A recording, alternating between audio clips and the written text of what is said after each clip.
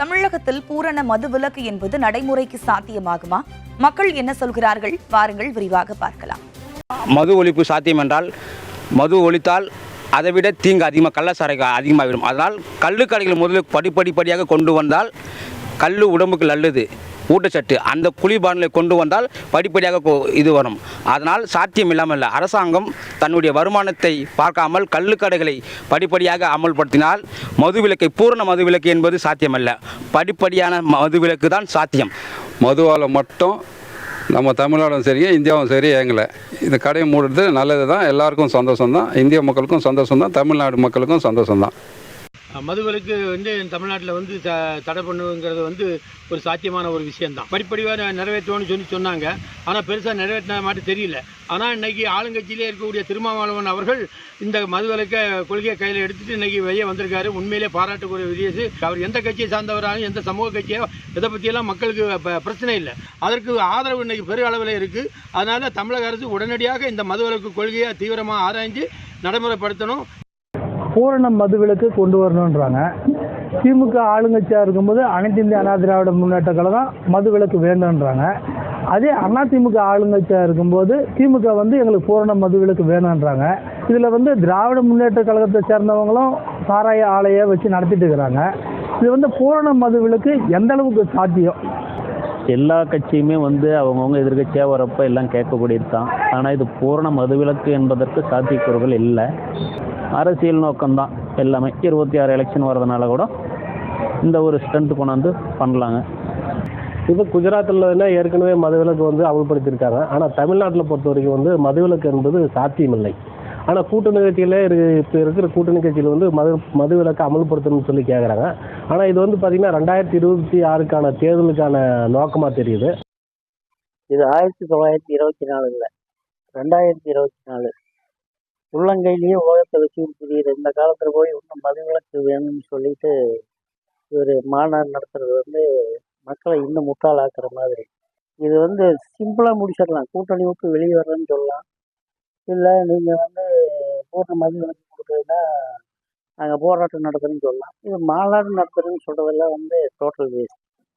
மதுவிலக்கு மாநாடு நடத்துறது என்ன கேட்டிங்கன்னா பொதுமக்களுக்கு நன்மையை தான் தரும். மதுவிலக்கு திறந்திருக்கிற காரணத்தினால, கடைகள் திறந்திருக்கிற காரணத்தினால குடும்ப தலைவிகளும் ரொம்ப சிரமத்துக்கு உள்ளாகிறாங்க. இது மதுவிலக்கு என்ன இதை உடனடியாக நிறுத்தப்பட வேண்டியது. மதுவிலக்கு மாநாடு போடுறது அப்படி நாடகம். இன்னைக்கு பார்த்தீங்கன்னா கூட்டணி கட்சியிலே இருந்துக்கிட்டு இல்லை மதுவிலக்கு வேண்டாம் வேண்டாம் அப்படின்னு சொல்றது நிச்சயமா உறுதியாக சொல்லுங்க. உறுதியாக இல்லை நான் விலகிறேன், நான் இந்த கூட்டணி இருந்து விலகிறேன், மதுவிலக்கு பண்ணினா விலகன்னு சொல்லுங்க. நிச்சயமா சொல்ல மாட்டாங்க. எல்லாம் ஒரு நாடகம் தான், அரசியல் நாடகம் தான். கூட்டணி ஆட்சியில் இருந்துக்கிட்டு இவங்க மதுவிலக்கு குரல் கொடுக்கறது தவறான செயல். இது அரசியல் நாடகமாக இல்லை. இது எந்த கட்சி யார் வந்தாலும் இது அரசியலில் நாடகம் மாதிரி தான் இருக்குது. இது நிரந்தரமான ஒரு தீர்வே கிடைக்காது யார் வந்தாலுமே. மது ஒழிப்பு இன்றைக்கி சாத்தியமான விஷயம் சார். அது திமுக போன வருஷம் அதிமுக மாண்டது. திமுக தலைவர் ஸ்டாலின் தான் சொன்னார் மது ஒழிக்கணும் மது எந்த மது ஒழிச்சாங்க? எந்த மது ஒழிக்கல. இன்றைக்கி இவங்க ஆட்சி ஆள்றாங்க, இவங்களும் அதை தவிர தான் செய்கிறாங்க. இந்த கருத்து தான் அவர் விடுதலை சிறுத்தைகள் கட்சி தொல் திருமாவளவர்கள் மது ஒழிப்பு மாநாடு நடத்துகிறாரு.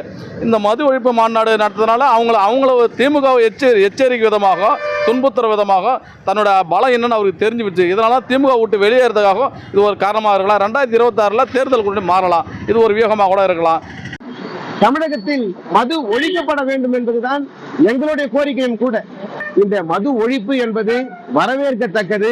இது பாத்தீங்கன்னா குடும்பங்களை மிகப்பெரிய அளவில் பாதுகாக்கக்கூடிய ஒரு சூழல் நிலவும். அரசு தற்பொழுது ஆட்சி பொறுப்பேற்றிருக்கக்கூடிய திராவிட முன்னேற்ற கழக அரசு நாங்கள் ஆட்சி பொறுப்பேற்றால் படிப்படியாக மதுக்கடைகளை மூடுவோம் என்று தேர்தல் வாக்குறுதி அளித்தார்கள். ஆனால் 3.5 ஆண்டுகள் கடந்த நிலையில் எத்தனை மதுக்கடைகள் மூடப்பட்டிருக்கிறது என்பது மிகப்பெரிய ஒரு சந்தேகமாக இருக்கிறது, எங்களுடைய கேள்வியாக இருந்திருக்கிறது. சார், பஸ்ல நினைச்சா பஸ்ல போறோம், பஸ் பிடிக்கலன்னா ட்ரெயினை மாத்திக்கிறது இல்லையா? அதே மாதிரி ஒவ்வொரு விஷயத்துக்கும் மாற்று வழி இல்லாமல் போகாது இல்லையா? மதுவிலக்கு அமல்படுத்தணும்னு நினைச்சா கண்டிப்பா முடியும். ஏன்னா அரசு நினைத்தால் முடியாததுங்கிறது எதுவுமே இல்லை இல்லைங்களா சார்? இதை வச்சு தான் அரசாங்கம் நடத்த முடியுன்ற மாதிரி இருக்காங்களா, இல்லை இது தொடர்ந்தால் தான் அவங்களுக்கு ஒரு லாபகரமாக இருக்குன்ட்டு நினைக்கிறாங்களான்னு தெரியல. மக்கள் ஓட்டு போட்டு தேர்ந்தெடுத்து வச்சுருக்காங்க. இந்த பூர்ண மதுவிலக்கு கொண்டு வருவார் முதலமைச்சர் ஸ்டாலின்ட்டு நினச்சிட்டு இருக்காங்க. அது அரசாங்கம் வந்து உடனடியாக வந்து செயல்பட வேண்டும். அரசு நினைத்தால், தமிழ்நாடு அரசு நினைத்தால் பூரண மதுவிலக்கு என்பது சாத்தியமான ஒரு விஷயம்தான். வருமானத்திற்காக நம்ம வந்து என்ன செய்யலாம், நம்ம வேறு வழிகளை வந்து நம்ம வந்து கடைபிடிக்கலாம், வேறு வழிகளை நம்ம வந்து தேடலாம். அரசாங்கம் நினைத்தால் பூரண மதுவிலக்கு நம்ம வந்து கொண்டு வரும் பொழுது மக்களினுடைய அந்த தரம் என்பது உயரத்தான் செய்யும். நான் ஆட்சிக்கு வந்தால் மதுக்கடையை மூடிவிடுவேன், மது ஒழிப்பை நடைமுறைப்படுத்துவேன் என்று ஒவ்வொரு கட்சியும் பேசுகிறது. ஆக மது ஒழிப்பு என்பது எல்லா கட்சிக்குமான கொள்கையாக இருக்கிறது. ஆனால் ஆட்சிக்கு வந்த பின்பு அதை பற்றியான சிந்தனை இல்லாமல் இருக்கிறார்கள். ஆனால் இது எதிர்க்கட்சிக்காரங்க எல்லா பேருமே அப்போ இருந்தே சொல்லிட்டு தான் வந்துட்டு இருக்காங்க, மதுவிலக்கு. ஆனால் எந்த கட்சி ஆட்சிக்கு வந்தாலும் மது கடைகளை எடுக்கிறது சாத்தியப்படாத ஒன்று. எடுக்க மாட்டாங்க, எடுக்க முடியாது. ஏன்னா வேறு வருமானம் அவங்களுக்கு கிடையாது. அதில் வர்ற வருமானம் வேறு எந்த ஒரு துறையிலையும் கிடையாதுன்றது அது ஒரு முக்கியமான ஒரு சமாச்சாரம். அதனால் மதுவிலக்கு மாநாடு போடுறது சாத்தியப்படுமா அப்படின்றது சொல்ல முடியாது. குடிக்காமல் யாருங்கள 99% அது இல்லாமல் இருக்க முடியாது. அப்படி இல்லைன்னா பிராண்டு கடையை நிப்பாட்டாங்கன்னா உடனே கள்ளச்சாராயம் காய்ச்ச ஆரம்பிச்சிருவானுங்க. அப்புறம் கொண்டு போய் விஷச்சாராயம் அது இதுன்னு காசுக்கு ஆசைப்பட்டு கண்டதெல்லாம் போட்டு காய்ச்ச ஆரம்பித்து மக்கள் உயிர் தான் போகும். ஒழிச்சு இவங்கனால ஒன்றும் திருத்த முடியாது. பாதி காசை இடுப்பில் சுற்றிட்டு வந்தோன்னா ஒரு கட்டிங் அடித்தா தான் அவனுக்கு கதை ஓடும். ஏன்னா காலம் அப்படி போய்கிட்டு இருக்குது. இன்றைக்கி திருமாவளவன் அவர்களும் இன்றைக்கி வந்து என்ன பண்ணுறாருன்னா ஒரு மாநாடு, அதாவது கூட்டணிக்குள்ளே இருந்துகிட்டே இன்றைக்கி ஒரு மாநாடு தொடங்க போகிறாரு. அது வந்து ஒரு ஆரோக்கியமான சமுதாயத்தை நோக்கி அடுத்த தலைமுறையை நகர்த்தணுன்றது தான் எங்களுடைய மாதிரியான கோரிக்கை. தமிழ்நாட்டில் மட்டும் இல்லை, இந்தியா முழுவதும் பூரண மதுவிலக்கை கொண்டு வருவார்களானால் இந்த தேசத்தின் அடுத்த தலைமுறை வந்து வீறு கொண்டு எழும். அடுத்த நம்ம எந்த இலக்கை நோக்கி நம்ம பயணிக்கணுமோ அதை நம்ம வெற்றிகரமாக அந்த இலக்கை நம்ம அடைய முடியுன்றது தான் எங்களை போலவருடைய கருத்து. கவர்மெண்ட் தான் இதை நடத்துது. இதுக்கு கவர்மெண்ட் தான் இதுக்கு உண்டான ஒரு நல்ல நடவடிக்கை எடுக்கணும். அது எல்லாம் மக்களை வெளிப்படையாக ஏமாத்துறதுக்காக கொண்டு வர்ற ஒரு கருத்து. அவ்வளோதான். மக்களை சொல்லி இன்னும் 2 வருஷத்துல எலெக்ஷன் வரப்போகுது. அதுக்காக கூட இது சும்மா ஒரு கண் துடைப்புக்காக சும்மா கூட நடத்தலாம். இது இந்த மது இன்றைய இளைஞர்களை கடுமையாக சீரழித்து கொண்டிருக்கிறது. சமூக சீர்கேடுகளை இந்த மது உருவாக்கி கொண்டிருக்கிறது. பாலியல் வக்கிரங்களை கூடுதலாக இன்றைக்கு ஒரு சூழ்நிலையை உருவாக்கி இருக்கிறது. எனவே இந்த மது என்பதை ஒழிக்க வேண்டிய காலத்தின் கட்டாயம் ஏற்பட்டிருக்கிறது.